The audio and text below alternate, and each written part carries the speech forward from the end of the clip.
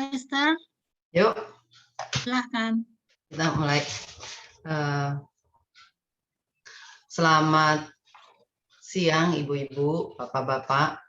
Kita bertemu kembali dalam Persekutuan Dewasa GKI Gading Indah tanggal 25 Agustus tahun 2021. Tema Persekutuan Dewasa hari ini adalah pemimpin yang melayani. Mengingatkan kita kepada Tuhan kita Yesus Kristus yang mempunyai kepemimpinan yang sejati.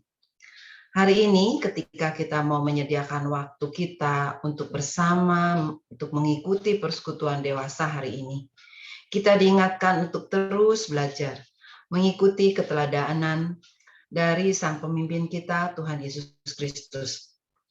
Hari ini ketika kita bisa ikut serta dalam persekutuan dewasa, kita juga bersyukur atas waktu, kesehatan, kesempatan yang Tuhan berikan buat kita, sehingga kita bisa mengikuti.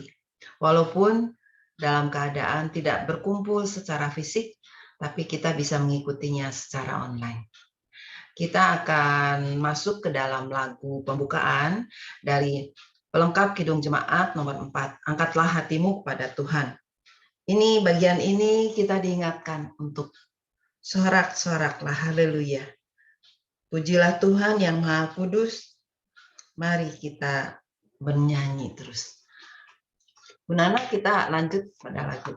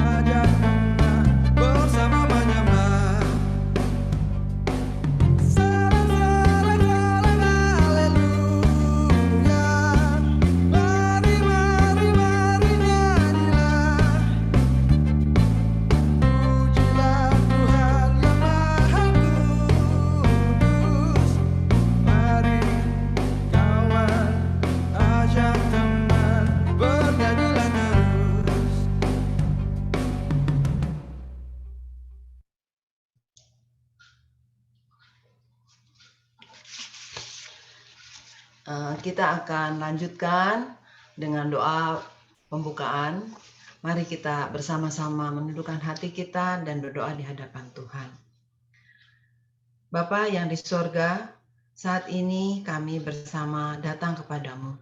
Sebelum kami memulai persekutuan dewasa pada hari ini, kami meminta berkat dan pertolongan Tuhan, supaya persekutuan dewasa hari ini dapat kami ikuti dari awal hingga akhir, dengan baik dan berjalan dengan baik dan lancar. Kami mau berdoa untuk Bapak Pendeta Roni yang akan memberitakan firman-Nya. Tolong kami yang hadir bersama-sama saat ini untuk kami dapat mengerti Dan berikan juga kami kemampuan bukan saja untuk mengerti, tapi dapat melakukannya dalam kehidupan kami. Biarlah melalui setiap bagian dalam persekutuan dewasa hari ini, melalui kata-kata yang disampaikan, melalui pujian yang kami angkat, melalui doa, melalui firman yang disampaikan, ataupun percakapan-percakapan lain, dapat membuat kami semakin dekat kepadamu dan mengerti. Kami mau panjatkan doa kami ini demi nama Tuhan Yesus, Juru Selamat kami yang hidup. Amin. Selanjutnya, kita akan masuk ke dalam ayat pembukaan yang diambil dari Markus 10 ayat 45. Karena anak manusia juga datang bukan untuk dilayani, melainkan untuk melayani, dan untuk memberikan nyawanya menjadi tebusan bagi banyak orang. Kita akan masuk pada lagu persiapan untuk firman Tuhan. Kita akan menyanyikan dari pelengkap Kidung Jemaat 255.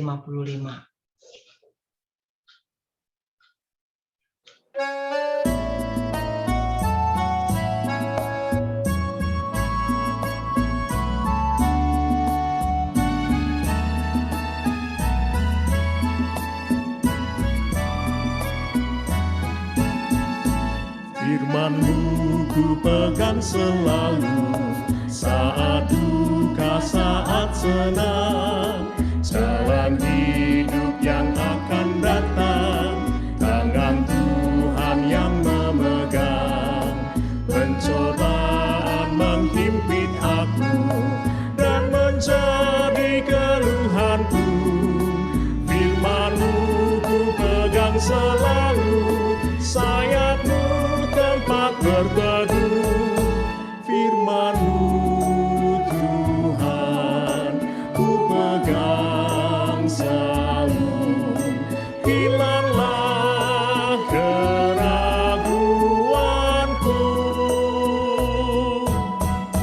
Bila hatiku rasa susah, padamu aku berserah. Firman-Mu ku pegang selalu, maka amanlah jiwaku.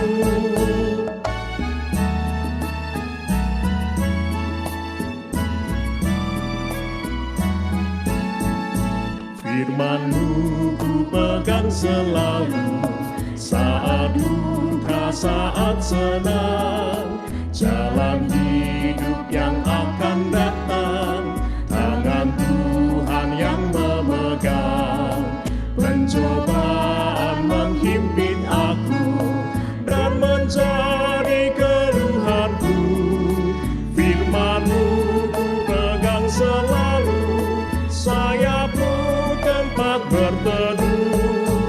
Firman-Mu Tuhan ku pegang selalu, hilanglah keraguanku.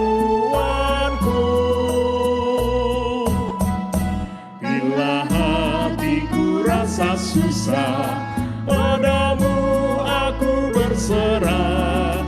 Firman-Mu ku pegang selalu, maka amanlah jiwaku.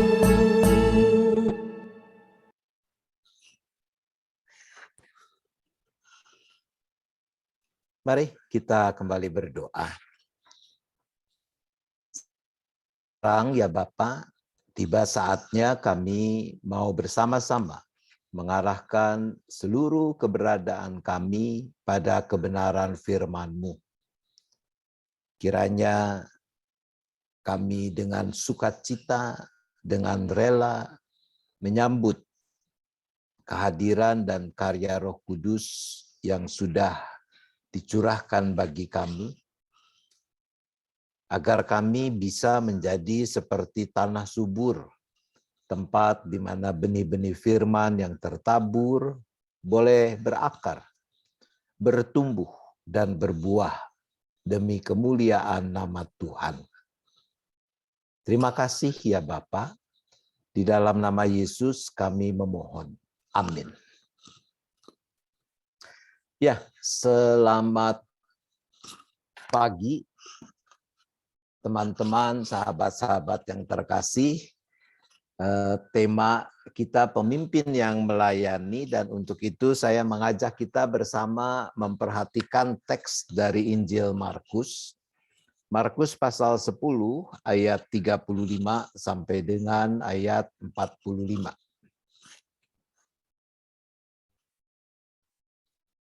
Markus 10 ayat 35 sampai dengan ayat 45.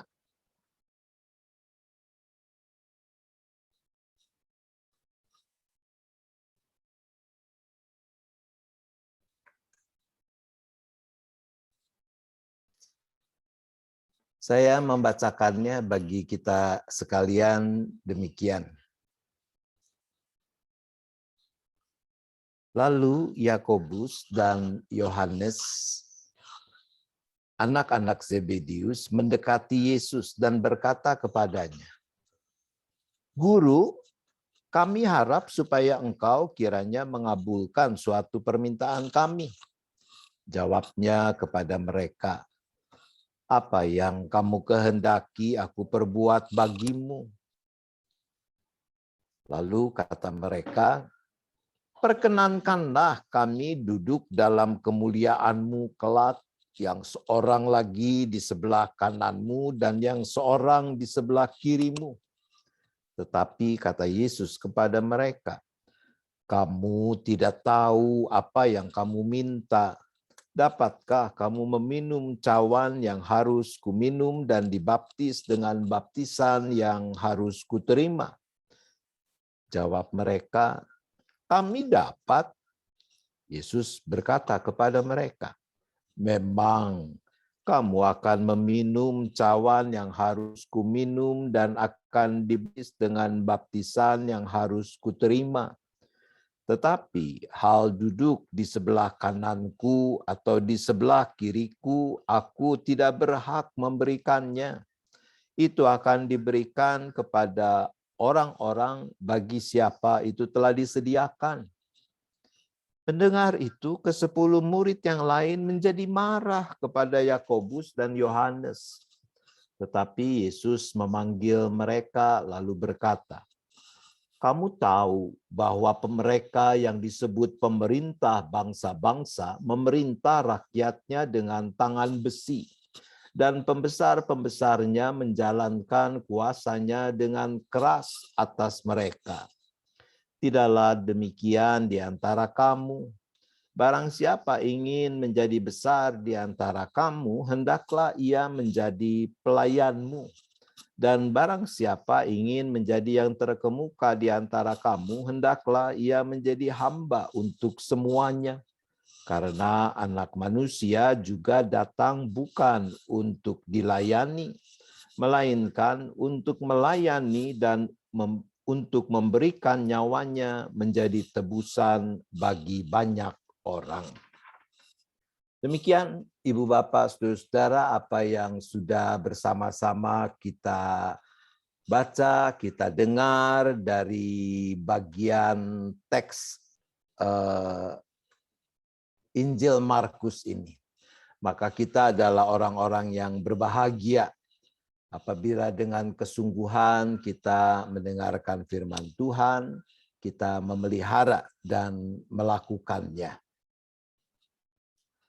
Kalau kita mendengar ungkapan orang besar, menjadi orang besar, apa yang teman-teman bayangkan dengan orang besar?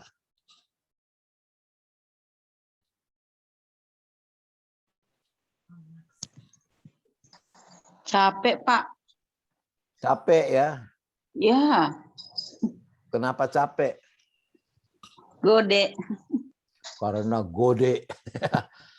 Itu mau jalan susah, apalagi lari kalau orang besar ya. Kalau orang besar aku ingatnya sih itu Mbak Ning sama Pak Max. Langsung kebayang itu deh. Ya, secara harfiah mungkin seperti gambar ini ya, seperti foto ini.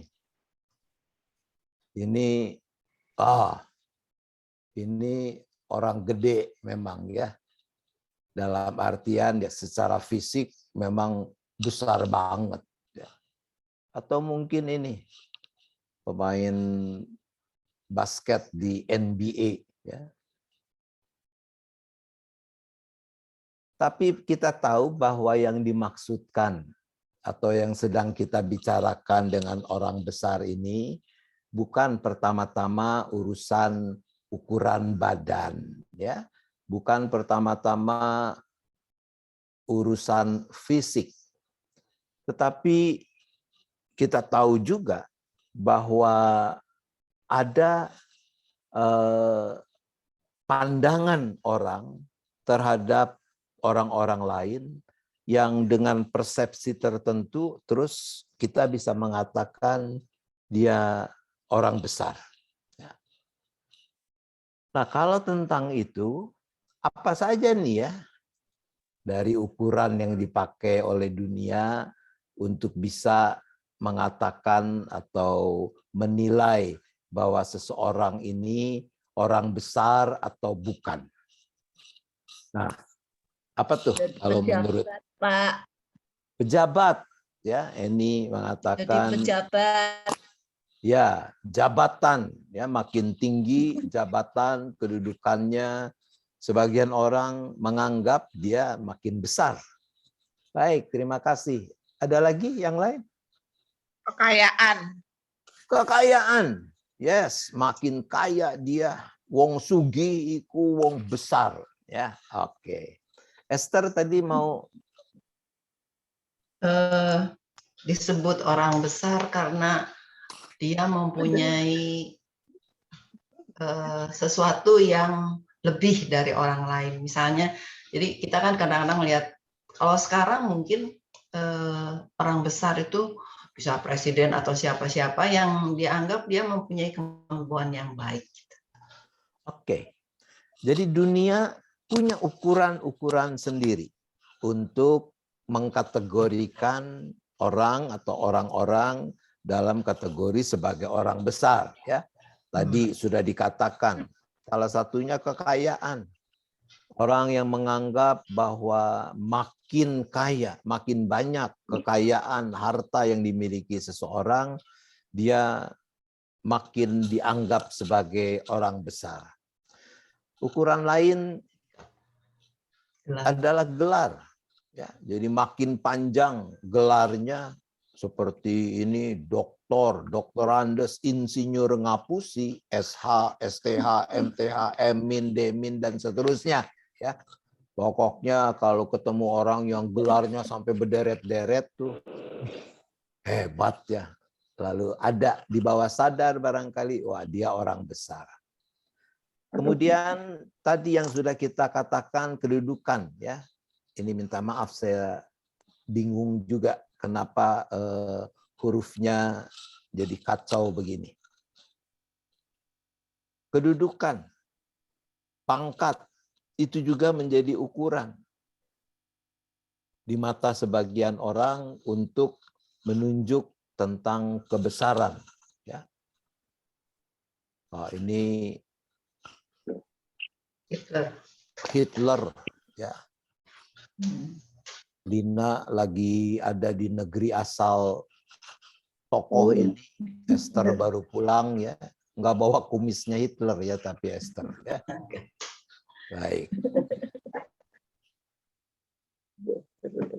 Apa dampaknya ketika itu yang dijadikan sebagai ukuran, ya, sebagai kriteria?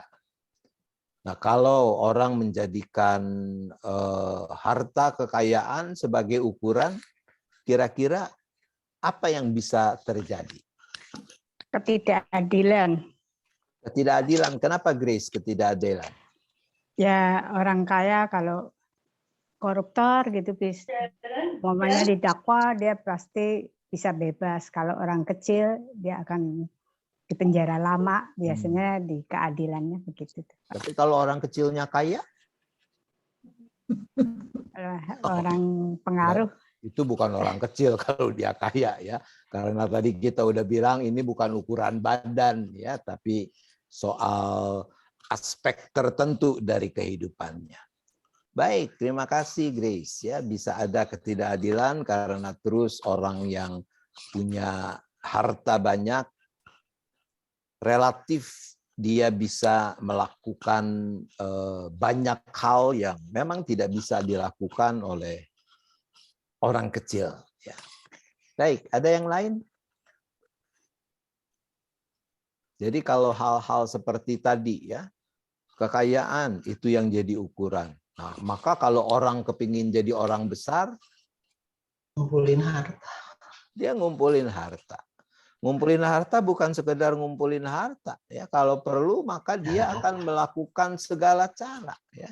Segala cara untuk tadi yang kita katakan untuk bisa mendapatkan kekayaan, kedudukan, pangkat dan seterusnya.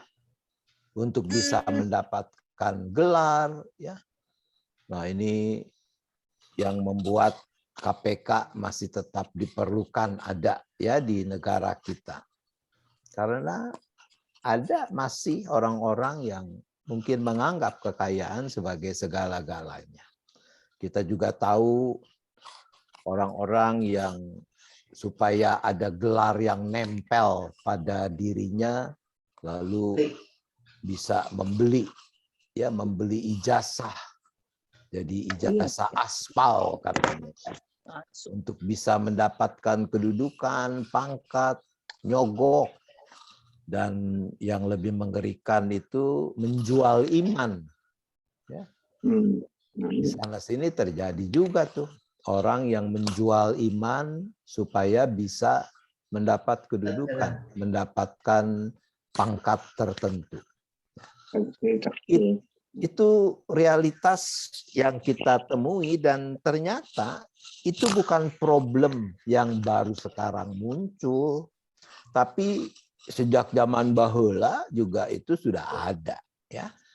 Nah, itu yang kita ini kenapa hurufnya jadi begini ya.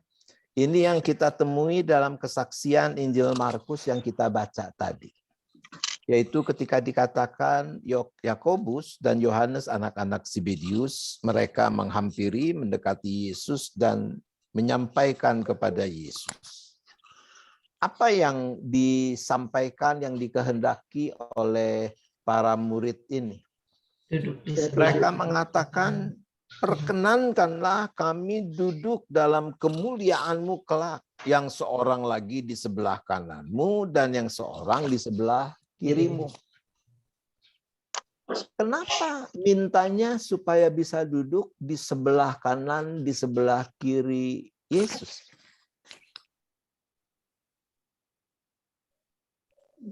Kenapa enggak di seberangnya gitu ya? Tapi mintanya di sebelah kanan, sebelah kiri. Kelihatan mendampingi. Kelihatan mendampingi. Oke, ada lagi?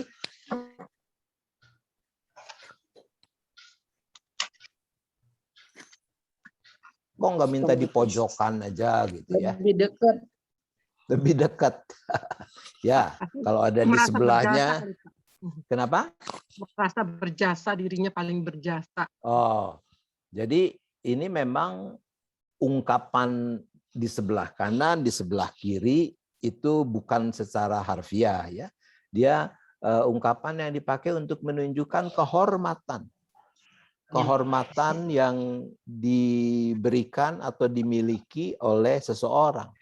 Jadi kalau raja bikin pesta, maka orang yang bisa duduk di sebelah kanan, di sebelah kirinya, itu dianggap sebagai orang yang paling terhormat di antara orang-orang lain yang hadir pada saat itu.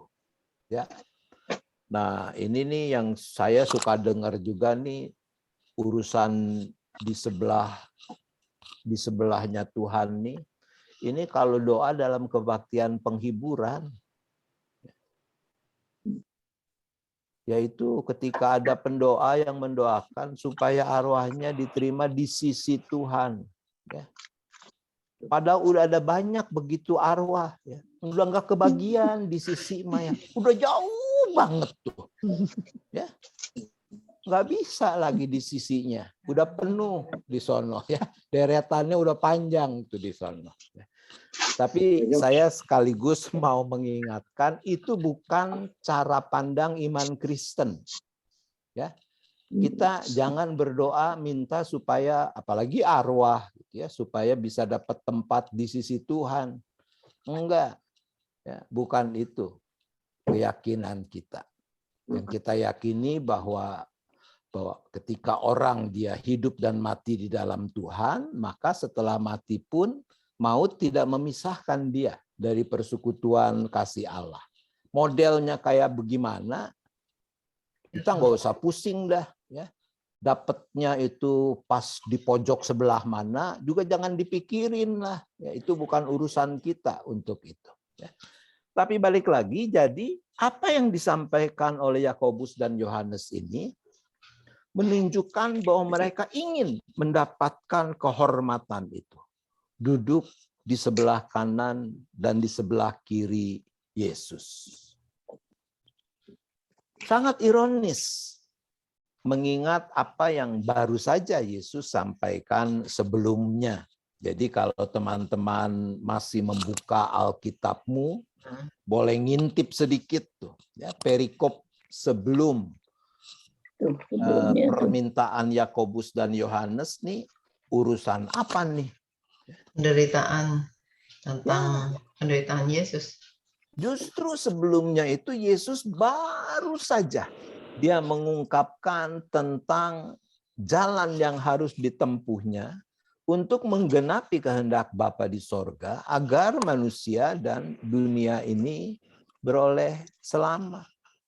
Yaitu jalan penyangkalan diri, jalan salib. Sekarang kita pergi ke Yerusalem dan anak manusia akan diserahkan kepada imam-imam kepala dan ahli-ahli Taurat dan mereka akan menjatuhi dia hukuman mati. Mereka akan menyerahkan dia kepada bangsa-bangsa yang tidak mengenal Allah dan seterusnya. Aduh, baru aja nih ya Yesusnya mengungkapkan hal ini. Ini Yakobus, Yohanes, mereka malah meributkan urusan kehormatan yang mereka inginkan, yang mereka minta kelak ketika Yesus sudah bertahta di dalam kerajaan sorga. Bocengli nih ya. Pantas nggak kalau menurut teman-teman? Kurang pantas. Kurang. Buat saya mas sama sekali nggak pantas. Ya, bukan cuma kurang. Ini sangat tidak pantas. Tapi itu menunjukkan memang mereka belum mengerti betul ya, apa yang sebenarnya Yesus maksudkan. Bahwa memang itulah jalan yang mesti ditempuhnya. Yaitu penyangkalan diri, penderitaan, bahkan sampai mati. Lalu kita membaca di dalam Markus 10 tadi, ayat 43, ayat 44, yang menggambarkan paradigma, mindset, pola pikir yang ada dalam diri Yesus. Kalau bicara urusan kebesaran, urusan kehormatan. Menjadi besar adalah sama dengan menjadi pelayan. Menjadi terkemuka adalah sama dengan menjadi doulos. Nah, kata pelayan yang kita temukan di dalam ayat 43, itu memakai kata diakonos. Jadi diakonos ini secara harfiah dalam pengertian praktik yang dilakukan pada zaman itu memang menunjukkan diakonos ini betul-betul pelayan. Kalau di rumah dia ART lah. Kalau kita nanti berkesempatan lagi ngafe, ya, maka diakonos itu adalah waiter, waitress yang melayani kita, ya. Ketika ibu-ibu kumpul, terus pesen es jus 1, terus kita teriak minta sedotannya 5, gitu ya. Nah, itu terus yang bawain sedotan itu itu adalah diakonos. Ya. Jadi betul-betul Yesus bilang kalau kamu mau menjadi besar, kamu harus siap untuk menjadi pelayan. Ini bukan cuma sekedar secara rohani, tapi memang itu yang dipraktikkan. Kalau kamu mau menjadi terkemuka, mendapatkan kehormatan, maka kamu harus menjadi hamba. Kata hamba ini doulos. Dan doulos kita tahu, saya berulang mengatakan hal ini, secara harfiah dia berarti budak. Ya, kalau hamba itu kelewat enteng. Ini budak. Budak adalah manusia yang tidak punya lagi hak apa-apa pada dirinya sendiri. Dia cuma punya tanggung jawab, kewajiban, yaitu menaati kehendak tuannya. Jadi doulos selalu ada dalam relasi hubungan dengan seorang tuan, dengan sang tuan. Nah, kita diingatkan lagi nih, tiap kali kita berdoa, kita menyebut juru selamat kita dengan sebutan Tuhan, maka kata Tuhan, kurios, itu sama dengan tuan. Ya. Oleh karena itu, Rasul Paulus mengatakan kita telah dibeli, harga kita telah lunas dibayar, kita menjadi milik Dia, yaitu Tuhan kita, yang jadi tuan kita, yaitu Yesus Kristus. Nah, Yesus dia tidak cuma sekedar mengatakan itu, tapi dia mempraktikkannya. Tetapi dengan apa yang dia katakan itu dan yang ia praktikkan itu, Yesus dia akan menjungkir balikan ya pola pikir dunia, pola pikir manusia. Tadi kita sudah bilang bahwa menurut ukuran dunia, kehormatan, kebesaran itu adalah tadi. Seberapa kaya, seberapa tinggi kedudukannya, seberapa banyak gelarnya. Pokoknya kalau kita lihat, kalau dalam bahasa Inggris itu, pemikiran dunia adalah the way up is up. Ya. Cara atau jalan untuk bisa makin tinggi, ya kita naik terus. Tadi ngumpulin harta, ngumpulin gelar, kedudukan, dan seterusnya.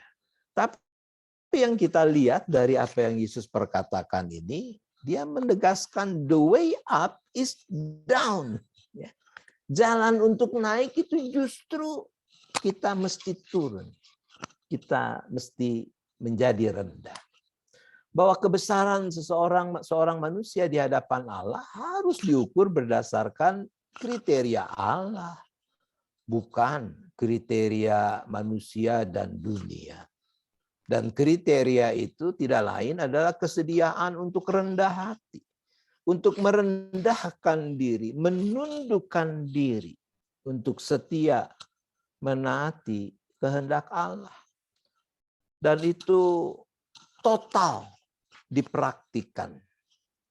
Artinya bisa juga ya orang menghadirkan kerendahan hati, dia menunjukkan bahwa dia orang yang bisa merendahkan diri hanya dalam situasi tertentu, ya, yaitu dalam situasi carmuk. Ibu bapak tahu carmuk itu apa? Cari muka. Cari muka, ya. yaitu dia sedang sebetulnya menyombongkan kerendahan hatinya. Itu dua kalimat yang kontradiktif kan. Menyombongkan kerendahan hatinya. Kerendahan hati kok disombongin. Ya. Tapi itu di sana sini kita bisa temukan ya. Orang yang berlaku bersikap seakan-akan rendah hati, tapi hanya untuk sebetulnya menyenangkan hati manusia untuk carmuk tadi. Nah, kalau itu jalan yang mesti ditempuh, menurut teman-teman itu mudah atau susah?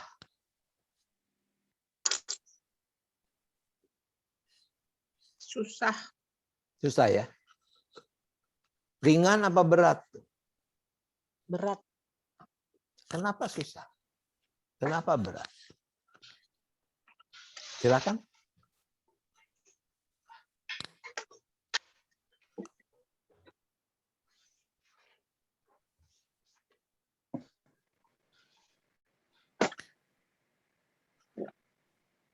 Kenapa?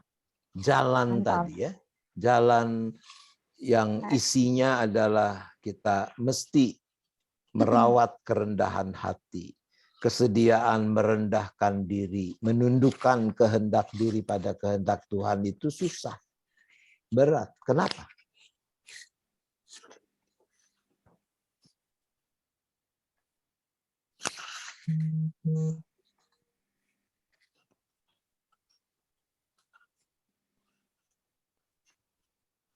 Ada rasa malu, ada rasa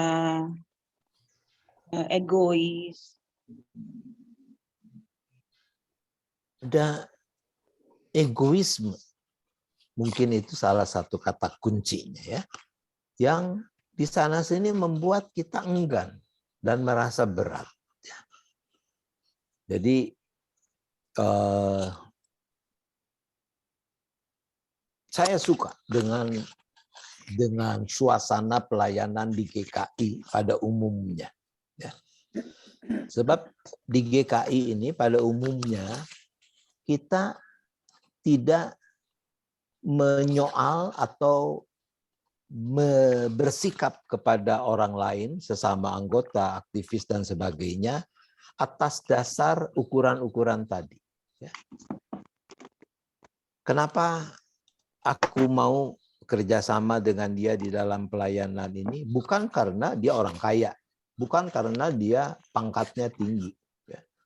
Misalnya, di dalam kemajelisan ada direktur-direktur perusahaan besar dan bank dan sebagainya.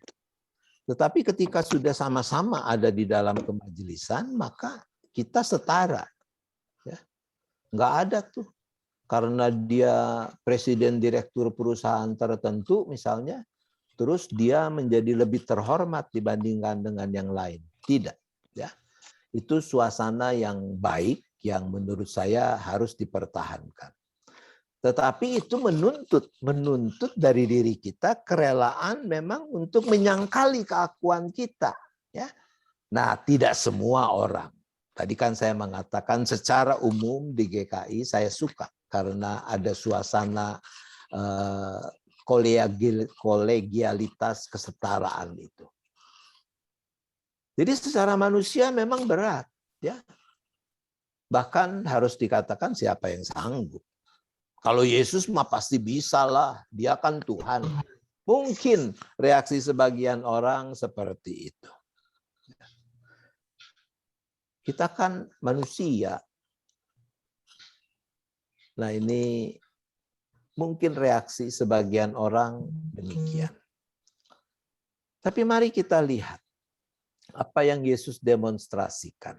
Ya, ayat 45 ini juga ayat yang dipilih oleh Esther tadi ya di awal. Karena anak manusia juga datang bukan untuk dilayani, melainkan untuk melayani dan memberikan nyawanya menjadi tebusan bagi banyak orang. Yesus tidak cuma ngajarin, ya. Dia tidak cuma omdo omong doang. Melakukan. Dia lakukan. Itu yang dia praktikkan. Kita ingat persis gambaran yang tadi lukisannya sudah sempat saya tayangkan dalam liturgi kita juga, yaitu peristiwa Yesus mencuci kaki murid-muridnya, ya, membasuh kaki murid-muridnya. Dia menunjukkan kalau perlu memang ini loh yang harus dilakukan. Bukan cuma sekedar melayani, tapi menjadi doulos tadi, menjadi budak. Mencucikan kaki itu adalah pekerjaan budak, pekerjaan hamba.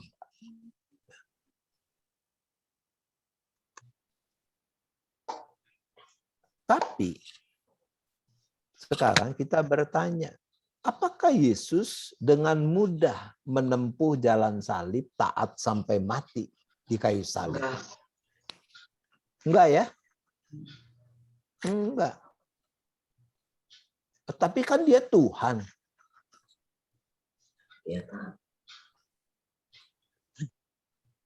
Apa peristiwa apa kalau buat teman-teman yang paling menunjukkan bahwa buat Yesus pun enggak gampang tuh untuk menempuh jalan salib, taat sampai mati. Di Getsemani ya?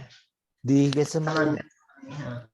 Yaitu ketika dia bergumul, ketika dia berdoa di Taman Getsemani. Yesus dia bergumul dalam pergumulan yang sangat berat. Dia dalam Injil Lukas dikatakan ketika dia berdoa di Getsemani itu peluhnya menetes seperti tetesan darah. Itu menggambarkan begitu dahsyat pergumulan yang ada dalam diri Yesus saat itu. Jadi kita jangan pernah melupakan bahwa Yesus bukan cuma 100% ilahi, tapi dia juga 100% manusia. Di dalam kemanusiaannya, umurnya kan baru sap-sap-sah ya. 33. Ya. Lagi gagah-gagahnya. Ya. Dan dia berhadapan dengan kenyataan, dengan fakta, dia harus mati nih. Dia harus menempuh jalan salib dan mati. Dan itu bukan karena kesalahannya. Jadi ketika Yesus berdoa, dia mengatakan, ya Bapa, sekiranya mungkin biarlah cawan ini lalu daripadaku. Itu menunjukkan sisi kemanusiaan Yesus yang utuh itu. Bahwa ngikuti hati sebagai manusia, dia nggak mau kok menempuh jalan itu. Dia minta kalau boleh, nggak usah lah. Biarlah cawan ini lalu. Tapi kita tahu ya, doa Yesus tidak berhenti, tidak titik sampai minta cawan ini lalu. Itu masih koma. Dia lanjutkan dengan tapi bukan kehendakku, melainkan kehendak-Mu-lah yang jadi. Nah, sangat mungkin kita masing-masing juga punya cawan kita sendiri-sendiri ya, yang mesti kita minum itu. Bentuknya bisa beragam. Bisa sakit penyakit, bisa masalah finansial, dan seterusnya. Nah, apapun cawan yang mesti kita minum, kita mau belajar dari Yesus apa yang membuat dia menang. Yesus menang karena dia percaya bahwa kehendak Allah Bapa adalah yang terbaik. Dan karena itu dia mau menundukkan kehendaknya pada kehendak Sang Bapa. Bukan kehendakku, tapi kehendak-Mu lah yang terjadi. Itu Yesus. Tapi apakah memang cuma Yesus? Sebab kalau cuma Yesus yang bisa melakukan itu, ya memang berarti buat manusia mustahil itu bisa diwujudkan. Ini saya mau cerita tentang tokoh yang satu ini. Dia namanya Booker T. Washington. Booker T. Washington, dia lahir 5 April tahun 1856 sebagai seorang budak di Virginia. Nah, setelah Perang Saudara antara Amerika bagian utara yang mau mempraktikkan pembebasan bagi para budak dengan selatan yang mau mempertahankan. Ya, akhirnya yang utara ini menang bersama dengan Abraham Lincoln. Nah, setelah akhir perang itu terjadi tahun 1865, maka Booker T. Washington dia juga bersama semua budak saat itu mendapatkan kebebasan. Kemudian Washington dia studi di Hampton Institute dan kemudian dia meraih gelar doktor juga di Wayland Seminary. Dan karena kemampuannya itu maka Washington dia dipercaya menjadi rektor di sebuah perguruan tinggi, Tuskegee Institute. Cukup lama, tahun 1881 sampai 1915 Washington menjabat sebagai rektor. Nah, ceritanya seperti ini. Jadi satu hari Washington dia dari rumahnya dia berjalan menuju kampus itu. Jadi masih sangat asri, masih ada hutan kecil dan sebagainya di daerah itu. Nah, Washington dia menikmati pagi itu, dia berjalan, dia lewat sebuah rumah besar, rumah orang kaya. Pemiliknya seorang janda, seorang perempuan. Kebetulan ketika Washington lewat depan rumah itu, si nyonya ini ada di depan rumah. Nyonya ini tidak kenal siapa Washington. Dia cuma melihat ada seorang pria kulit hitam yang sedang lewat. Maka nyonya ini memanggil-manggil. Mister, Mister, Mister. Washington melihat, lalu dia menghampiri nyonya itu. Dengan ramah, dengan senyum, dia menyapa, selamat pagi, apa yang bisa saya bantu nyonya? Dan nyonya itu mengatakan, kamu tolong belahkan kayu itu, ada tumpukan kayu, untuk keperluanku di rumah, untuk perapian di rumahku. Ya, nanti aku kasih upah kamu. Washington karena dia berpikir dia memang tidak ada kepentingan mendesak yang harus membuat dia segera hadir di kantornya, di kampus itu. Dengan senyum mengatakan, baik nyonya, saya akan melakukannya.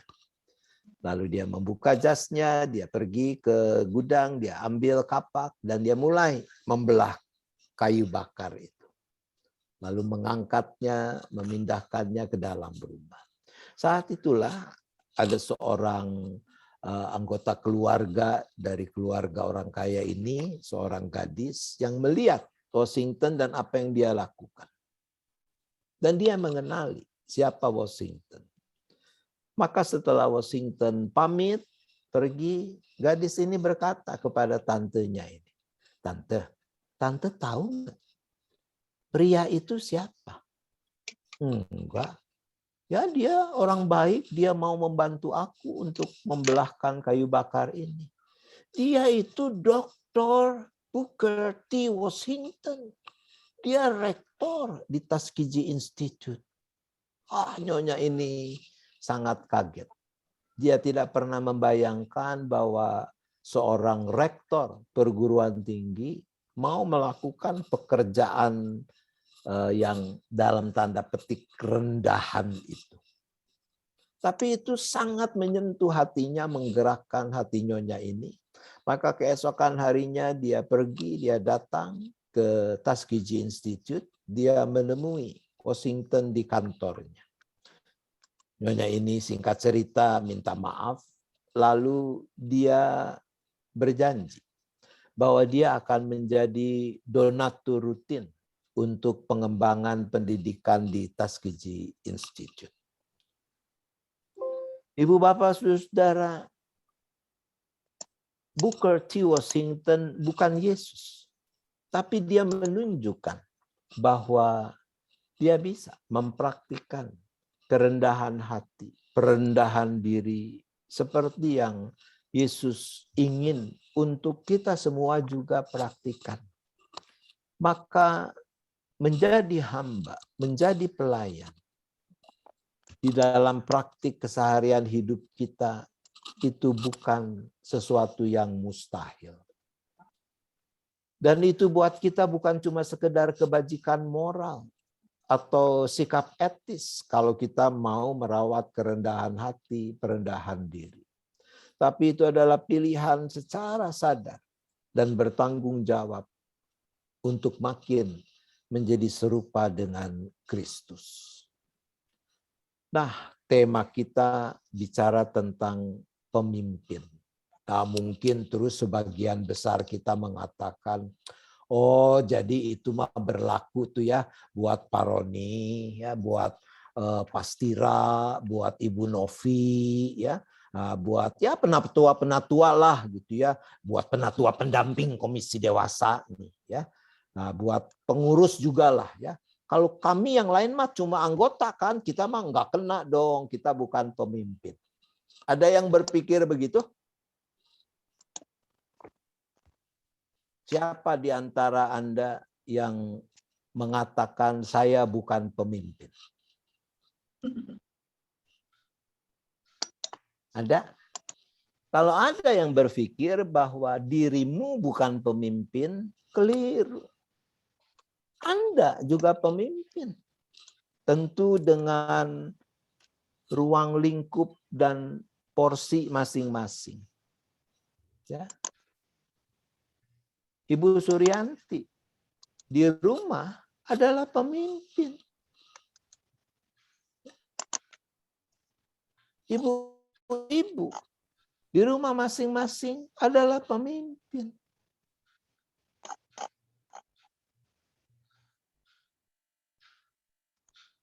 Tapi yang utama, kita adalah pemimpin bagi diri kita sendiri. Kita yang mengambil keputusan, kita yang memilih, kita yang mempertimbangkan tentang apa yang mau kita perbuat dengan hidup ini. Nah, untuk hal-hal itu kita juga diingatkan bahwa kalau kita mau menjadi pemimpin atas hidup kita yang berhasil, maka memang kunci kesediaan kita untuk menjadi pelayan, menjadi hamba.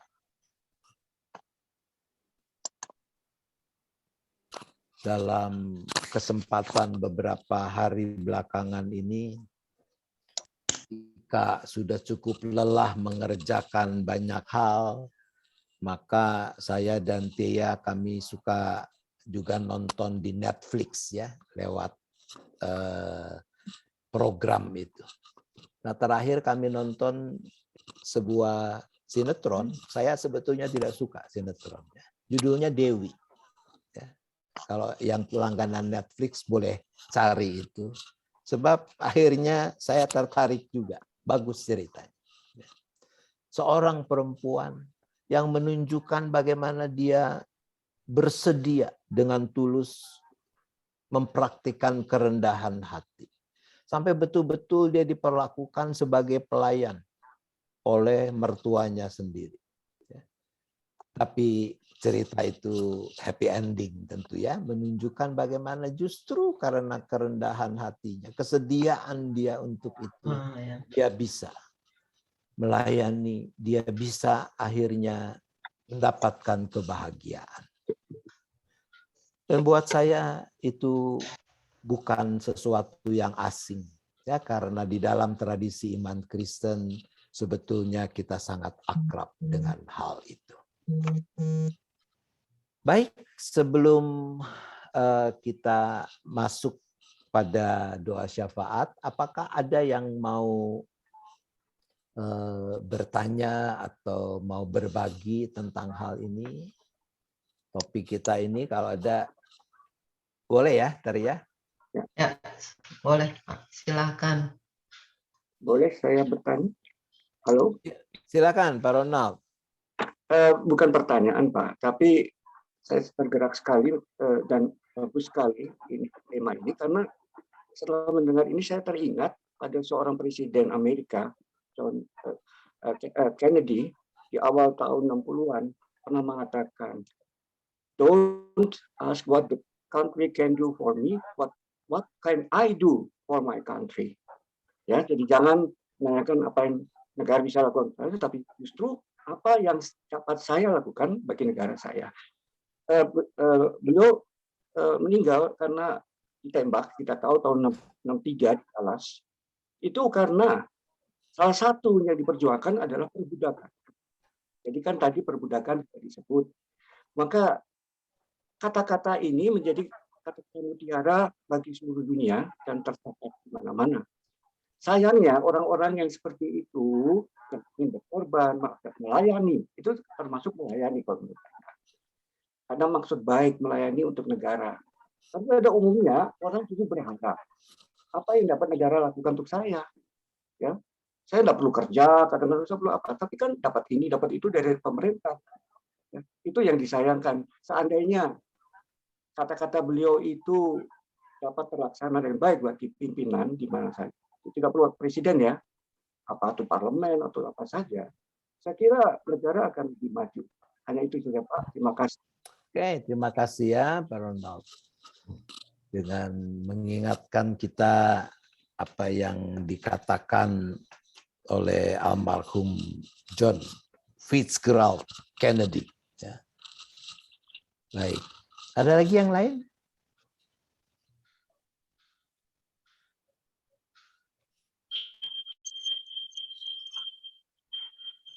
Saya, Pak. Mari.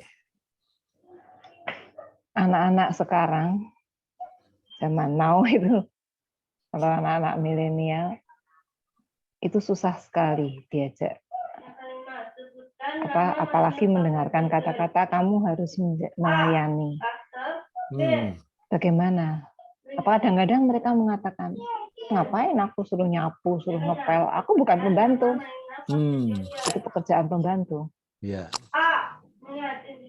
Bagaimana kita menyikapi ini?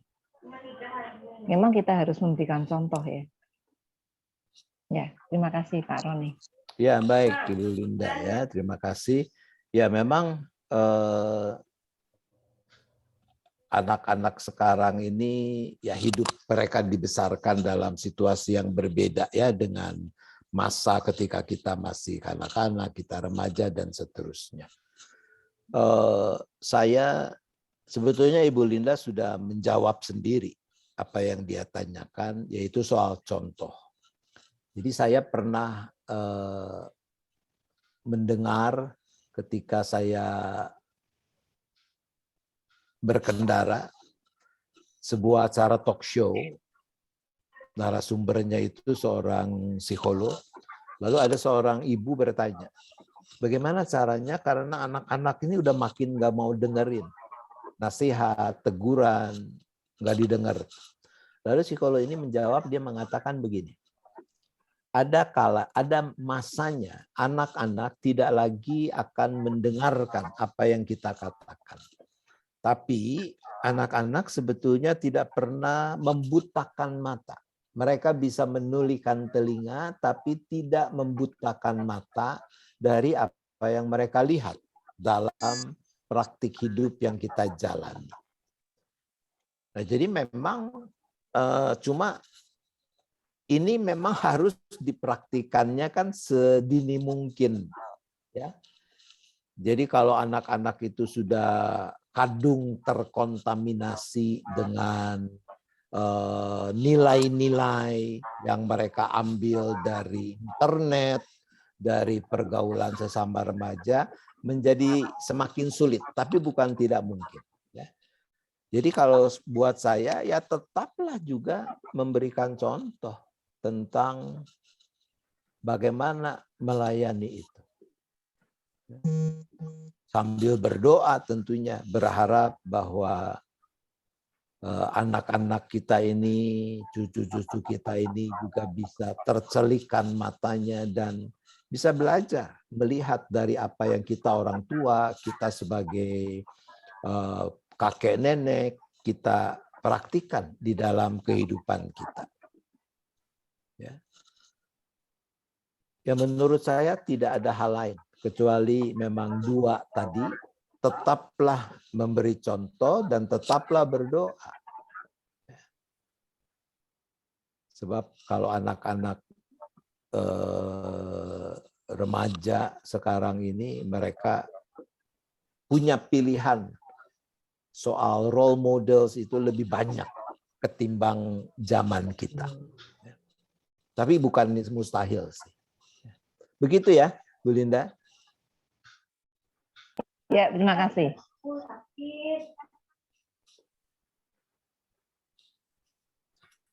Kita akan masuk ke rangkaian syafaat. Ya. Nah, apakah ada yang saya sudah mendapatkan daftar beberapa pokok? Apakah ada yang juga mau supaya bisa ikut didoakan dalam rangkaian syafaat ini? Jadi kalau untuk yang sakit, yang dicatat di sini adalah untuk Lina Sucipto, Angel, Damayanti, dan Edward, ya Pak Edward, ipar dari Ibu Eni. Kalau Ibu Suryanti dan anak-anak udah sehat semua? Udah ya? Nah, puji Tuhan ya. Mereka sempat terpapar COVID, tapi ternyata sudah negatif. Ya, ya Yun. Tadi Bu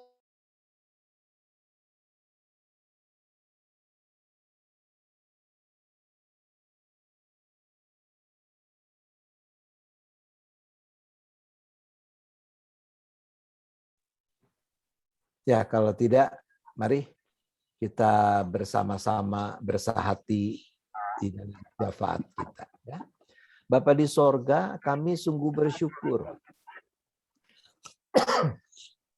karena Yesus Kristus, dia tidak cuma mengajarkan, tapi dia mempraktikkan, mendemonstrasikan, memberikan contoh tentang bagaimana kami bisa mendapatkan kehormatan di hadapan Allah, yaitu lewat jalan penyangkalan diri, di mana kami mau merawat kerendahan hati dan merendahkan diri kami di hadapan Tuhan, dan tentu mempraktikannya dalam relasi kami dengan sesama.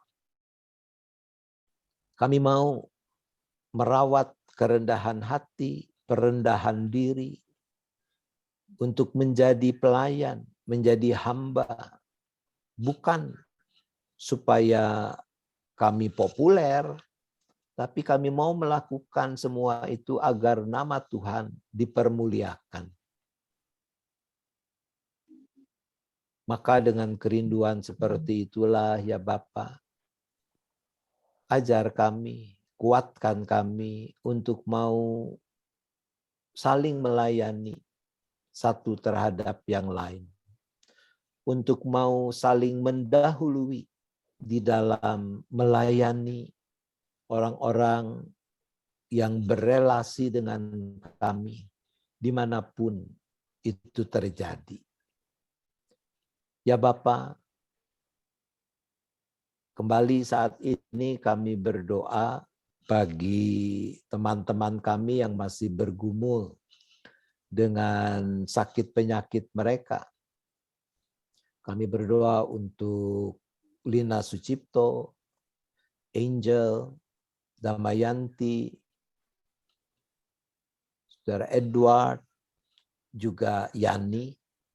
Tuhan, Engkau yang tahu persis kelemahan tubuh mereka masing-masing, sakit penyakit yang mereka idap. Bapa, kami datang kepadamu karena kami tahu Engkaulah juga Sang Tabib Agung itu. Tidak ada yang mustahil bagi Tuhan, karena Engkau adalah Allah yang Maha Kuasa. Inilah kerinduan kami. Kiranya Tuhan, Engkau yang jamah anak-anak-Mu ini dengan tangan kasih-Mu yang penuh kuat kuasa itu. Tuhan yang sempurnakan upaya pengobatan, perawatan yang dilakukan. Engkau kuduskan pekerjaan para dokter, peralatan, obat-obat, semua menjadi sarana yang hidup dalam tangan Tuhan untuk memberi kekuatan, kesehatan yang cukup yang diperlukan oleh anak-anak-Mu ini. Dan kalau mereka masih memerlukan proses, memerlukan waktu untuk pemulihan kesehatan yang diperlukan itu, maka Tuhan, Engkau jugalah yang berkenan menambahkan kesabaran, sukacita, damai sejahtera, sehingga mereka tetap bisa bersyukur kepada Tuhan. Tentu hal yang sama, kesabaran, kasih yang meluap, Engkau juga tambahkan kepada anggota keluarga yang mendukung, bahkan mungkin yang ikut merawati.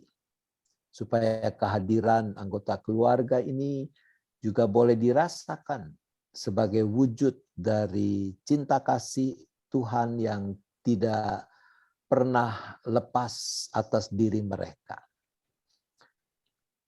Bahkan pada akhirnya ya Bapak, kami selalu juga belajar seperti yang kami renungkan lewat pergumulan Yesus, yaitu kami kiranya Tuhan mampukan untuk juga bisa dengan tulus mengucapkan doa yang Yesus praktikkan di Taman Getsemani.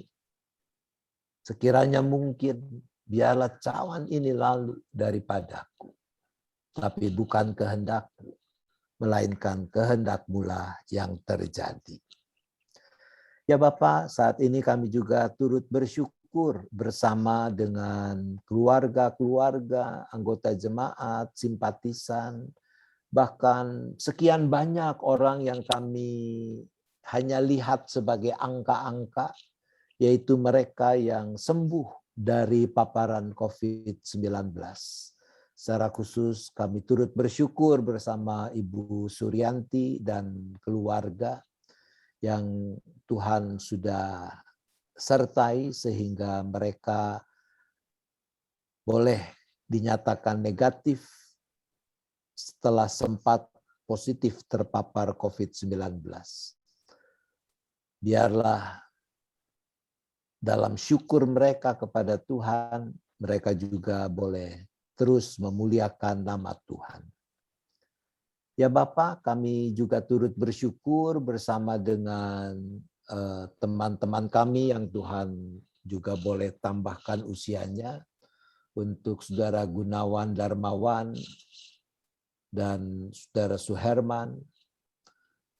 Biarlah pertambahan usia yang terjadi boleh mereka hayati sebagai kesempatan, sebagai anugerah yang Tuhan masih berikan, agar mereka bisa tetap bahkan semakin memuliakan Tuhan, baik di tengah keluarga, dalam persekutuan jemaat, bahkan dimanapun mereka berada. Ya Bapa, kami juga terus berdoa bagi bangsa dan negara di mana Tuhan telah jadikan kami sebagai bagiannya. Kiranya Bapa, Engkau yang terus memampukan para pemimpin di negeri ini, baik di bidang eksekutif, Bapak Presiden, Wakil Presiden, Kabinet, seisi kabinet, para menteri, dan seterusnya, para pemimpin di bidang legislatif, para pemimpin di bidang yudikatif, juga TNI dan Polri, untuk sungguh-sungguh terus mempraktikkan kepemimpinan yang melayani, sebab mereka mendapatkan kehormatan, kekuasaan sebagaimana yang dipercayakan kepada mereka adalah untuk melayani bangsa ini, negara ini, agar kebenaran, keadilan semakin nyata, kedamaian dan kesejahteraan semakin mewujud. Terlebih di dalam upaya-upaya untuk bisa menyikapi dengan benar pandemi dengan segala dampaknya. Biarlah para pemimpin di negeri kami boleh berbesar hati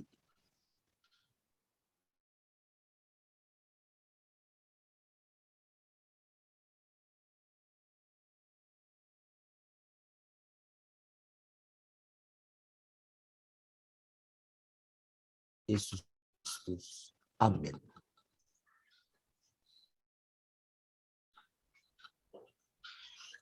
Terima kasih Pak Roni.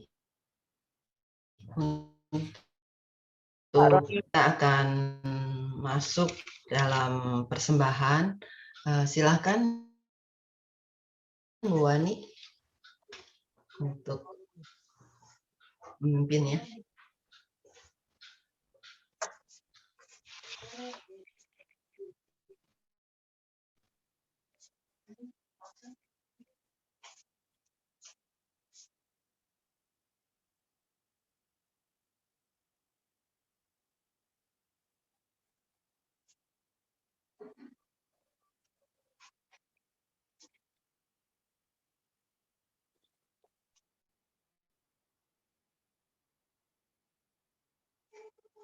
Bu Nana, minta tolong.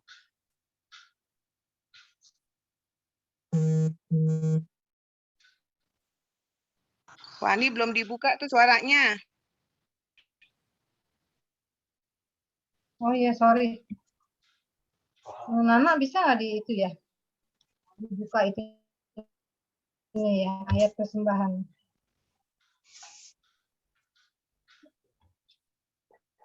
Ayat persembahan pengantarnya diambil dari Mazmur 96 ayat 8 yang berbunyi, berilah kepada Tuhan kemuliaan namanya, bawalah persembahan dan masuklah ke dalam pelatarannya. Dan persembahan ini dapat dilakukan melalui dikumpulkan dalam amplop sendiri dan dibawa saat kita sudah dapat beribadah kembali di gedung gereja. Kedua, bisa ditransfer ke rekening BCA atas nama GKI Gading Indah dengan nomor rekening 0948488488 atau melalui scan QRIS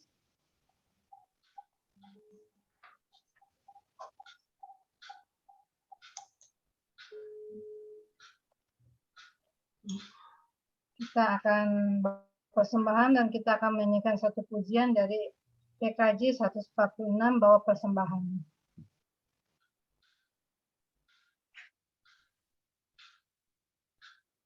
Bu Naning bisa bantuin dulu nggak Bu Naning?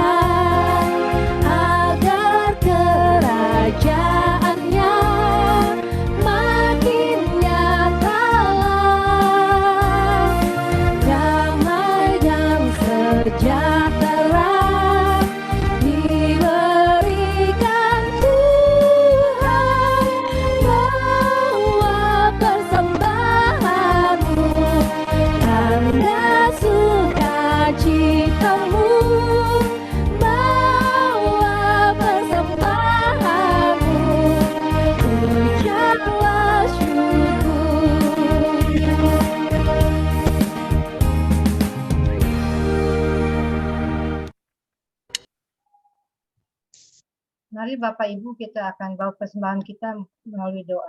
Mari kita berdoa. Bapa di dalam surga, kami datang mengucap syukur untuk penyertaan Tuhan di dalam kehidupan kami hari lepas hari. Saat ini Tuhan kami bersyukur dapat berkumpul di dalam persekutuan dewasa dan juga menerima berkat Tuhan melalui firman. Biarlah firman Tuhan dapat menjadi pedoman dalam kehidupan kami sehari-hari.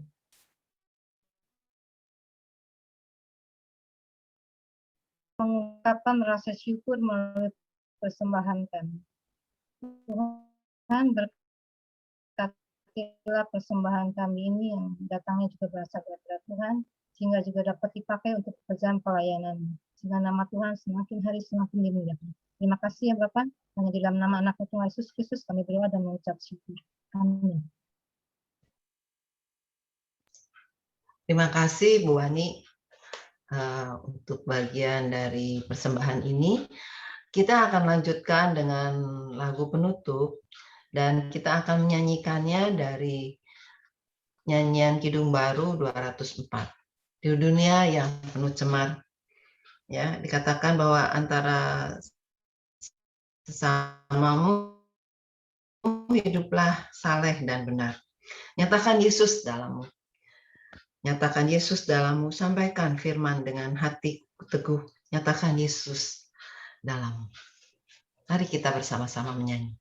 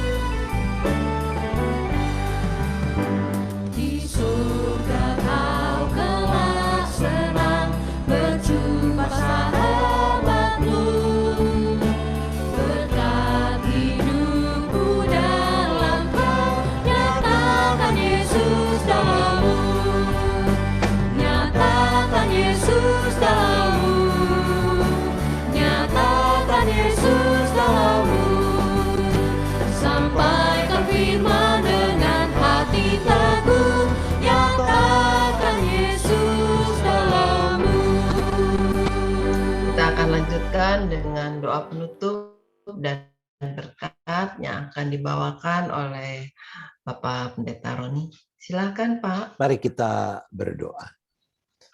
Bapak, terima kasih untuk penyertaan-Mu yang memungkinkan persekutuan dewasa pagi hari ini dapat terselenggara dengan sebaik-baiknya. Kami akan mengakhirinya. Kami masing-masing akan melanjutkan aktivitas sepanjang sisa hari ini. Kami tidak tahu apa yang akan terjadi di masa depan kami. Tapi satu hal yang kami tahu pasti, yaitu Engkau Allah yang setia, Engkau tidak pernah meninggalkan kami. Maka kami mohon berkat-Mu boleh dinyatakan atas setiap kami. Tuhan yang memberikan berkat Tuhan baik dalam bentuk kekuatan, kesehatan tubuh yang cukup, kemampuan melakukan apa yang menjadi tugas tanggung jawab masing-masing. Engkau juga yang cukupkan segala kebutuhan dalam penghidupan setiap kami dan keluarga kami masing-masing. Dan yang terutama, mampukan kami untuk terus merawat keteguhan iman, kesungguhan, pengharapan, dan penyerahan kami tetap hanya kepadamu. Sehingga di dalam segala perkara kami tahu kepada siapa kami bisa bersandar, kepada siapa kami menaruh pengharapan kami. Ampuni dosa dan salah kami ya Bapa, agar tidak menghalangi kepenuhan anugerah-Mu. Arahkan hati saudara pada Tuhan, sambutlah berkat Tuhan. Kasih Allah Bapa, kasih karunia Tuhan Yesus Kristus, dan persekutuan Roh Kudus, besertalah dengan saudara sekalian, sampai selama-lamanya. Amin. Terima kasih.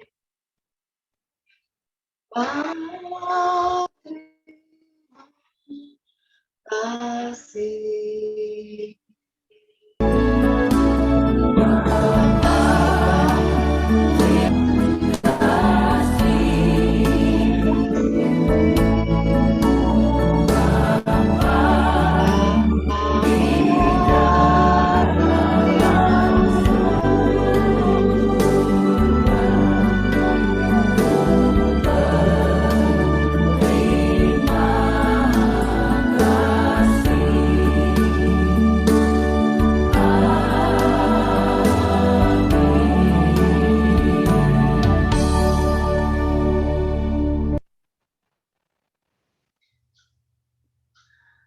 Jadi untuk yang minggu yang akan datang, Persekutuan Dewasa GKD Gading Indah tanggal 1 September itu hidup beriman yang benar oleh Pendeta Novita Santo, liturgosnya Ibu Selvi Hartono, dan doa persembahannya oleh Ibu Sandra Sanuaji.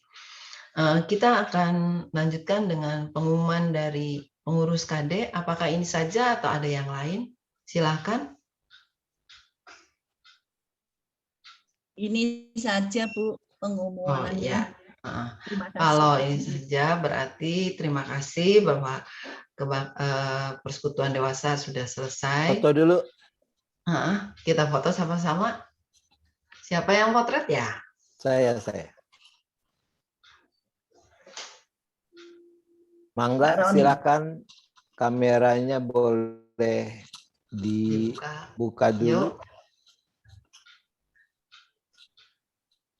Mei, Miranda, mau ikut foto kah? Ditunggu dulu Pak, sebentar.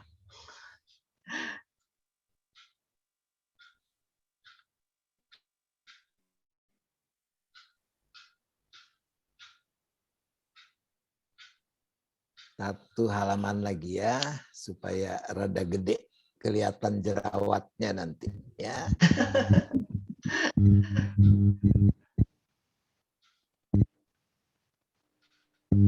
Oke, terima kasih. Terima kasih semuanya.